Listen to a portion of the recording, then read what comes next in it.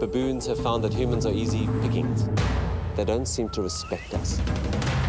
People are being raided by wild animals. They literally are criminals on 4 legs. They're like gangsters. It's a carjacking. Oh, shit! Hey! Baboons are dangerous animals.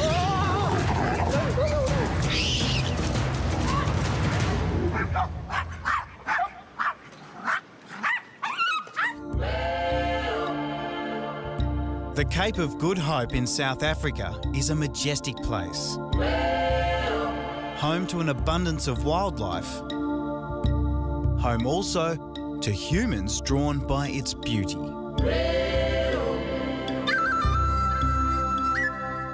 And in the hills above the suburbs live their neighbours, the Chakma baboons of Cape Town. It's been their home for 1 million years. But the baboons are being squeezed out. Go! Go! Now in the far south of our planet, it's Planet of the Apes, as the baboons fight back. You have individuals jumping into homes, their gardens, quickly going through, scouting out for the easiest food and then cascading all the way through the suburb. They can be spread over half a kilometre. Professor Justin O'Ryan, head zoologist at Cape Town University, is attempting to solve an escalating problem. Some 475 baboons live on the mountaintop and their numbers are growing. That picture there summarises the problem of Cape Town, humans and baboons. Baboons want to come down, the people don't want them in, and that really is the picture of conflict here on the peninsula. Down below me is the rising tide of urban sprawl. Above me is all that's left, hardy, arid scrub. For a baboon to find food naturally here might take 6 hours, but to fill his belly and find a day's stash down there might only take a few minutes.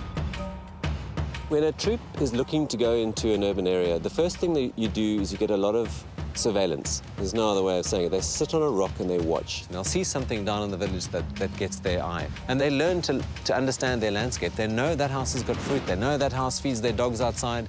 They know this place is bad with their litter. So there's a lot of what goes on in there the baboons are very aware of and take advantage of.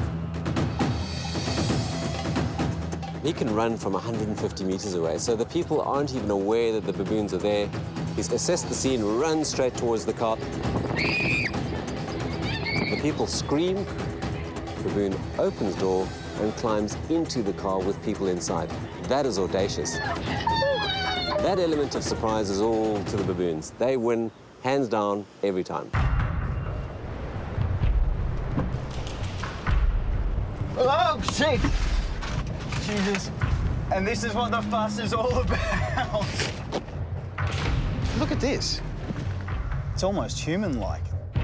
Perhaps that's exactly why they are so difficult to deal with, because it's the very traits that have made us successful that have made them successful. It's their agility, it's their perseverance, it's their patience, it's their trial and error, their willingness to try anything and then conquer it. I've just been jacked. They've taken the CDs, the GPS, 2 bottles of Coke, and they've just finally got into this bottle of water, and it's all happened in a matter of minutes. You can see just how much damage they can do in such a small amount of time. How bold are they? Bold enough to mug a person, particularly women and children. You have children who are being traumatised, children who are too scared to play in their own gardens. I regard that as a dire state of affairs. He's been for psychiatric treatment at the age of 2. He was alone in the house with the maid, and the troop came through there. Till the age of 11, 12, 13, he used to sleep next to my bed every night, and he'd put his little arm up to feel if I'm still there. There's one right there. You can see how big he is. Isn't that the one that's always been breaking in? Go quickly, shoot now, Jared, shoot. This weapon is a paintball gun. It won't kill, but it does hurt. With weapons like these, it might seem that humans have the upper hand, but sharing 92% of our DNA, baboons are proving intelligent and cunning combatants. and they're so clever. They are far better spies than we are. What they do with this, to get this open, he would bang against the window like this. But this will pop open, and they'll open the window and send a small one in. The small one will get in and open this one, and for the rest of the troop to get in. Ray Reich's place has been raided 5 times. The last time he filmed the aftermath on his mobile phone. His home was trashed, every room covered in faeces and urine. They know that they are trespassing, they know it, and yet they are still doing it. And that perhaps is what we find most troubling, is that they don't seem to respect us. I'm lying on the couch having an afternoon snooze, and he's in the door. Then I got trouble. That's what happens. He's in the door, a big ball of steel wool bouncing in my front door. He's heading for my fridge. My last $100 of food, he wants it badly. Pierre de Villiers and his family have lost count of the times their home has been invaded, and they feel helpless. The law is against us even touching them when they come into our house. We are threatened with prosecution if we injure a baboon in any way, and yet they come in and they'll steal what food we have. I'm a man. Shit, I got a family to protect and feed. I can't just let a bunch of monkeys run around all over me. So what do you do then? What do? I fight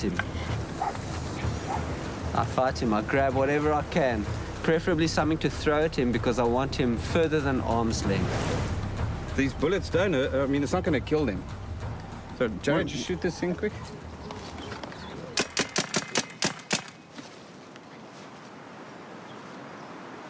He's gone. You're having a defend.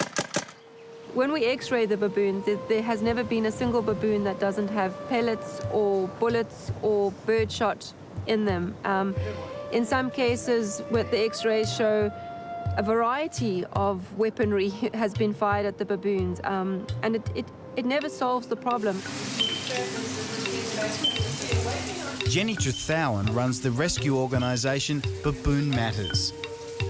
This baboon called Penny is being prepped for surgery after being deliberately run over. She later died. It's back to old thinking that if you just hurt the animal, cause it some pain, it'll learn its lesson and then stay away. But unfortunately, it doesn't work that way. You've stung them for a while, but all they're going to do is look for the person who's got the paintball gun. He'll just learn to look for you and see, have you got your paintball gun today or haven't you? And then if you have, he'll be sneaky or he'll avoid your property for that day and he'll come back the next day. But in this battle, the baboons aren't without their own weapons. Sharp teeth, sharp claws, and even sharper minds. The baboon plays a very good game. You run at the person with intent. And if they hold their ground, you veer off and no harm done. But invariably, you see a baboon running at you, a big male, and you stop, and then you know what he wants. It's this thing, and you drop the bag, baboon learns. And then that gets positively reinforced. Are they dangerous? Definitely.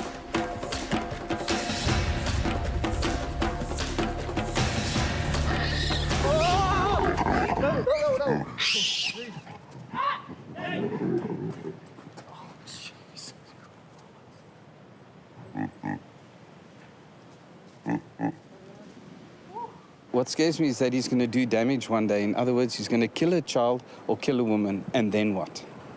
Then we're going to find a neighborhood of people that's going to run around with real guns and then take these things out.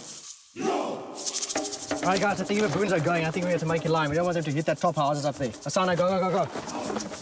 The men with the almost impossible job of stopping the baboons entering the suburbs are Cape Town's Baboon Police.